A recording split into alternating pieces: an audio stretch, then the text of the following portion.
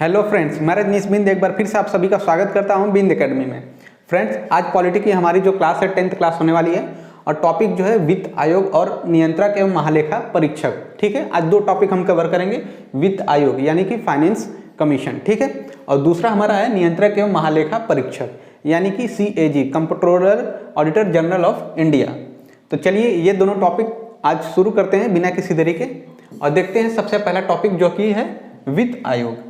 वित्त आयोग यानी कि finance commission. Finance commission, finance commission यानी कि वित्त आयोग। तो देखते हैं वित्त आयोग क्या होता है, इसके बारे में देखते हैं। तो हमारा जो आर्टिकल है 280 यानी कि अनुच्छेद 280 जो है उसके अंतर्गत हमें क्या बताया गया है, उसमें क्या बताया गया है, फाइनेंस कमीशन या वित्त आयोग के बारे में बताया गया है। ठीक है, अनुच्छेद 280 में हमको जब हम आर्टिकल 280 पढ़ेंगे 280 पढ़ेंगे तो उसमें हम देखेंगे कि जो अर्धन्यायिक है, अर्धन्यायिक के रूप में वित्त आयोग की व्यवस्था की गई है। ठीक है, यानी कि हम देखें सीधा सीधा तो अनुच्छेद 280 जो है 280 में हमें वित्त आयोग के बारे में बताया गया है। ठीक है, तो आर्टिकल याद रखिएगा, आर्टिकल कौन सा है, अनुच्छेद 280। 280 में क्या बताया गया है, वित्त आयोग के बारे में बताया गया। ठीक है, वित्त आयोग में जो है एक अध्यक्ष होते हैं, एक अध्यक्ष होते हैं और बाकी सब जो होते हैं 4 अन्य सदस्य होते हैं, मतलब कि टोटल 5 लोग होते हैं। ठीक है, एक अध्यक्ष होते हैं और एक अध्यक्ष होते हैं और 4 जो है अन्य सदस्य होते हैं। ठीक है, यानी कि जो वित्त आयोग है यह 5 लोगों से मिलकर बनती है। ठीक है, जिसमें से एक जो सदस्य होगा वह अध्यक्ष होगा और बाकी जो होंगे अन्य सदस्य होंगे। ठीक है, ये सब जो है अध्यक्ष और अन्य सदस्य जो है राष्ट्रपति के द्वारा नियुक्त किए जाते हैं। क्लियर, जो अध्यक्ष हैं और 4 अन्य सदस्य जो हैं ये राष्ट्रपति के द्वारा नियुक्त किए जाते हैं, यानी कि राष्ट्रपति जो है वित्त आयोग के अध्यक्ष और सदस्यों की नियुक्ति करते हैं। क्लियर, आगे देखते हैं उनका कार्यकाल, यानी कि जो कार्यकाल कितने सालों तक वह कार्य करेंगे वह राष्ट्रपति के ऊपर निर्भर करता है। यानी कि राष्ट्रपति ये तय करते हैं कि जो वित्त आयोग के अध्यक्ष या फिर सदस्य हैं वह कितने सालों के लिए, कितने दिनों के लिए या कब तक वह काम करेंगे। ठीक है, इनका कोई टाइम पीरियड नहीं फिक्स है। क्लियर, ये सिर्फ राष्ट्रपति के आदेश के तहत काम करते हैं, यानी कि जब तक राष्ट्रपति चाहेंगे तब तक यह काम करते रहेंगे वित्त आयोग में। क्लियर, अब देखते हैं योग्यताएं, क्वालिफिकेशन, यानी कि जो फाइनेंस कमीशन के अध्यक्ष होते हैं और सदस्य जो हैं उनके कौन कौन सी योग्यताएं होनी चाहिए।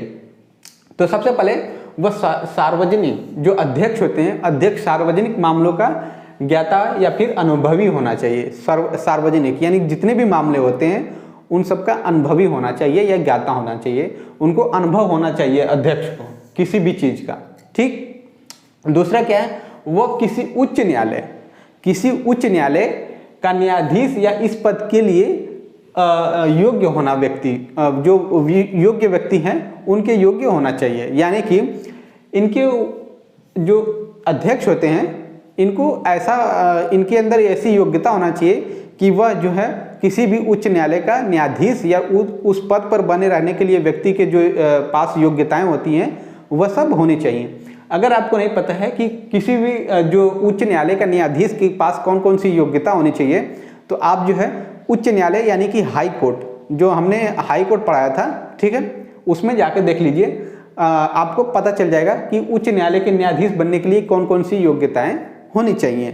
ठीक, तो वही योग्यताएं जो है कोई भी व्यक्ति जो उच्च न्यायालय बनने योग्य है वह फाइनेंस कमीशन में भी अध्यक्ष बन सकता है। ठीक है, आगे देखते हैं ऐसा व्यक्ति जिसे भारत का, ये तीसरा पॉइंट है, उसके अंदर कौन सी योग्यता होना चाहिए, यह है ऐसा व्यक्ति जिसे भारत के लेखा एवं वित्त मामलों का विशेष ज्ञाता होना चाहिए, यानी कि उसको पूरा ज्ञान होना चाहिए भारत के लेखा और वित्त मामलों का, फाइनेंस का। ठीक है, आगे है 4th, ऐसा व्यक्ति जिसे प्रशासन और वित्तीय मामलों का व्यापक अनुभव होना चाहिए, उसको बहुत अनुभव होना चाहिए प्रशासन और वित्तीय मामलों का। क्लियर, 4th पॉइंट है हमारा ऐसा व्यक्ति जो अर्थशास्त्र हो यानी कि इकोनॉमिस्ट हो, ठीक है, अर्थशास्त्र हो, अर्थशास्त्र का विशेष ज्ञान हो उसको। क्लियर। अब आगे देखते हैं उनके कौन कौन से कार्य होते हैं। जो फाइनेंस कमीशन के अध्यक्ष होते हैं, वित्त आयोग के लोग जो होते हैं, उनके कौन कौन से कार्य होते हैं, ठीक है। तो देखते हैं वित्त आयोग भारत के जो है राष्ट्रपति होते हैं, प्रेसिडेंट होते हैं, उनके निम्नलिखित मामलों पर सिफारिश कर सकता है। उनसे जो है निम्नलिखित मामलों पर सिफारिश कर सकता है। कौन कर सकता है? वित्त आयोग जो है, फाइनेंस कमीशन जो है राष्ट्रपति से निम्नलिखित मामलों में, ये सब मामले हैं, इन मामलों को भी देखते हैं। इन सभी मामलों पर जो है राष्ट्रपति से वह निम्नलिखित जो है सिफारिश कर सकते हैं। क्या कर सकते हैं? संघ और राज्य यानी कि यूनियन टेरिटरी और स्टेट, ठीक है। यूनियन टेरिटरी संघ यानी कि यूनियन टेरिटरी और राज्य यानी कि स्टेट। तो संघ और सॉरी यहाँ पे संघ जो सेंटर होता है, ठीक है, सेंटर और राज्य के बीच के करों के शुद्ध आगमन, जो सेंटर कितना पैसा किसी भी स्टेट को कितना अलॉट करेगी, उन सबके मामले का शुद्ध आगमनों का विवरण और उसका जो राज्यों के बीच में ऐसे आवागमन जो होते हैं उनका आवंटन, यह विशेष रूप से देखती है। यानी कि ये जो है सेंटर जो है किसी भी स्टेट को कितना रुपए दे रही है, कितना खर्च कर रही है किस स्टेट के ऊपर, इन सब का शुद्ध आगमन का वितरण ये देखते रहते हैं, ठीक है। आगे देखते हैं भारत की संचित निधि। संचित निधि हम पढ़ेंगे आगे चल के। जो संचित निधि होती है उसमें से राज्यों के राजस्व से सहायता अनुदान को शासित करने वाले सिद्धांत शामिल होते हैं। यानी कि ये देखता है कि संचित निधि से कौन से राज्य को कितना पैसा दिया गया है, ठीक। आगे वह देखता है कि राज्य वित्त आयोग, जो राज्य वित्त आयोग होता है, हम अभी पढ़ रहे हैं वित्त आयोग, ठीक है, और एक और होता है राज्य वित्त आयोग। हर स्टेट का अपना अपना होता है। तो राज्य वित्त आयोग द्वारा की गई जो सिफारिश होती है उसके आधार पर राज्यों के नगर पालिकाओं और पंचायत के संस्थानों के अनुपूर्ति के लिए राज्य की संचित निधि के संबंध में आवश्यक उपाय, यानी कि जो हमारा राज्य वित्त आयोग होता है वह अपना पैसा कहाँ कहाँ खर्च करता है, जैसे नगर पालिका या पंचायत संसाधनों के लिए इसकी आपूर्ति कहाँ कहाँ करता है, उस सब की देखरेख इसका काम होता है। आगे देखते हैं राष्ट्रपति द्वारा आयोग, जो आयोग है वित्त आयोग, उसको राष्ट्रपति द्वारा सुदृढ़ वित्त के हित में निर्दिष्ट कोई अन्य विषय दिया जाता है, ठीक है। तो यह हमने देखा कि वित्त आयोग के कौन कौन से कार्य होते हैं। क्लियर। अब आगे देखते हैं हमारा दूसरा पॉइंट जो है दूसरा जो टॉपिक है वह है नियंत्रक एवं महालेखा परीक्षक, यानी कि CAG। अभी हमने देखा फाइनेंस कमीशन। उम्मीद करता हूं कि फाइनेंस कमीशन जो है यानी कि वित्त आयोग जो है आपको अच्छे से समझ में आ गया हो। अब देखते हैं नियंत्रक एवं महालेखा परीक्षक यानी CAG, controller auditor general of India. तो चलिए देखते हैं दूसरा टॉपिक शुरू करते हैं। अगला टॉपिक हमारा है नियंत्रक एवं महालेखा परीक्षक, यानी कि CAG, controller auditor general of India. तो शॉर्टकट में लिख रहे हैं CAG, controller auditor general of India. इसके बारे में देखते हैं कि इसका क्या काम होता है और यह कैसे बनते हैं। तो देखिए जो हमारा जो आर्टिकल है कॉन्स्टिट्यूशन में, जो आर्टिकल 148 है, अनुच्छेद 148 जो है, उसमें हमको CAG के बारे में पूरे विस्तार से बताया गया है, ठीक। तो यानी कि संविधान के अनुच्छेद 148 में नियंत्रक एवं महालेखा परीक्षक की स्वतंत्रता के पद की व्यवस्था की गई है, ठीक है। यह स्वतंत्र पद व्यवस्था की गई है।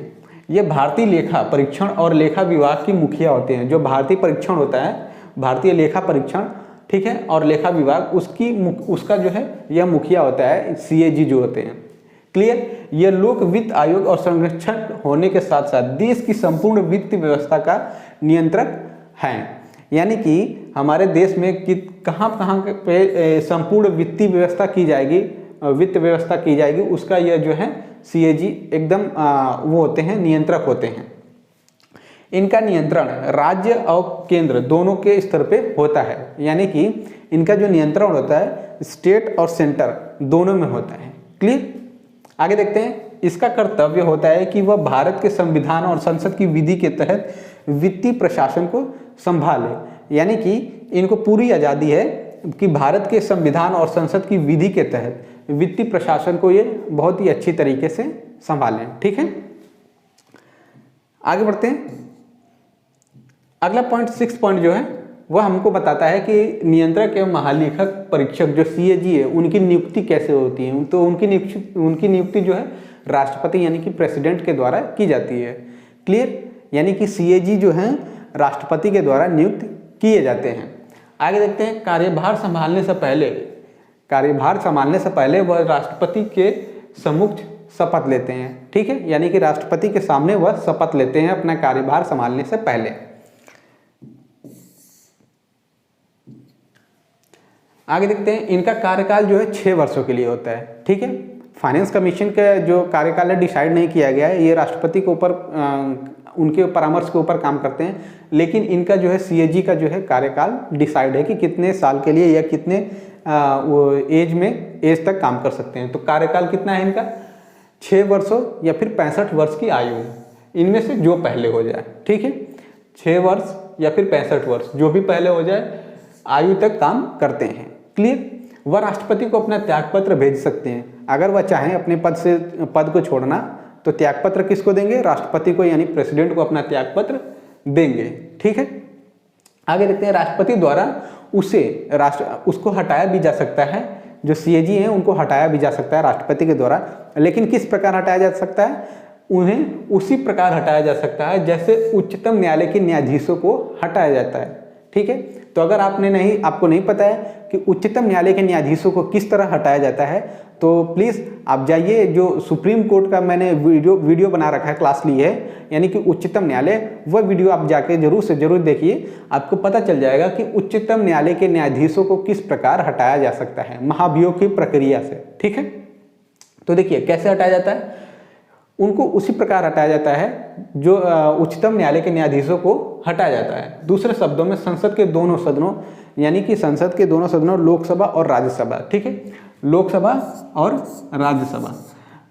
राज्यसभा के द्वारा विशेष बहुमत द्वारा संकल्प पारित करके दुर्व्यवहार और अयोग्य प्रस्ताव पास करके हटाया जा सकता है। ठीक है, ये तो एक सिर्फ छोटा है, यानी संसद के दोनों सदनों द्वारा विशेष बहुमत द्वारा।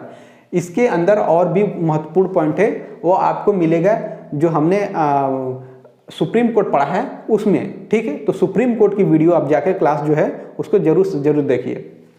आगे देखते हैं, अपना पद छोड़ने के बाद जब CAG अपना पद छोड़ देते हैं, वह किसी अन्य पद, कोई और पद होता है, चाहे वह भारत सरकार का हो या फिर राज्य सरकार का, वह ग्रहण नहीं कर सकते। यानी कि CAG एक बार ने अपना पद छोड़ दिया तो राज्य सरकार या फिर सेंटर, यानी कि स्टेट और सेंटर के कोई भी कार्य सरकारी काम में वह पद ग्रहण नहीं कर सकते। क्लियर, इनका वेतन और अन्य सेवाएं जो शर्तें होती हैं वह संसद द्वारा निर्धारित होती हैं। वेतन जो है उच्चतम न्यायालय के जो न्यायाधीश होते हैं उनके समान मिलती है। ठीक है, तो बस दोस्तों आज की क्लास के लिए इतना ही।